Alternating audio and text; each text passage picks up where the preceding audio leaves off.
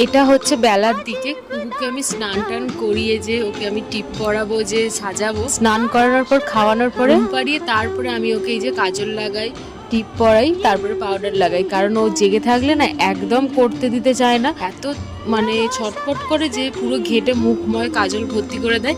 তার জন্য ও যখন ঘুমিয়ে পড়ে আমি সেই টাইমেই আমি করি। সবাই বলে ঘুমিয়ে পড়লে নাকি টিপ পরাতে নেই, কিন্তু কি করব, আমার উপায় নেই। আর ও একদম জেগে থাকলে তো একদম টিপ পড়বেই না, তাই আমি ওকে ঘুম পাড়িয়ে টিপটা পরিয়ে দিলাম। তারপরে এই যে ছিল যেহেতু কোলেতেও বেশি ঘুমায়, আর এই যে কোল থেকে নিচে নামিয়ে দিলেই আরও ঘুমাবে না। দেখো কিছুক্ষণ মানে 5 মিনিটও যায় না ও তখন উঠে পড়েছে। আবার আমি চাবড়ে ঘুম পাড়ালাম, তারপরে আবার উঠে পড়েছে। যে আমি ওকে যে চাবড়ে আবার ঘুম পাড়াবো, ও আমার হাতটাকেই চেপে ধরে ফেলেছে।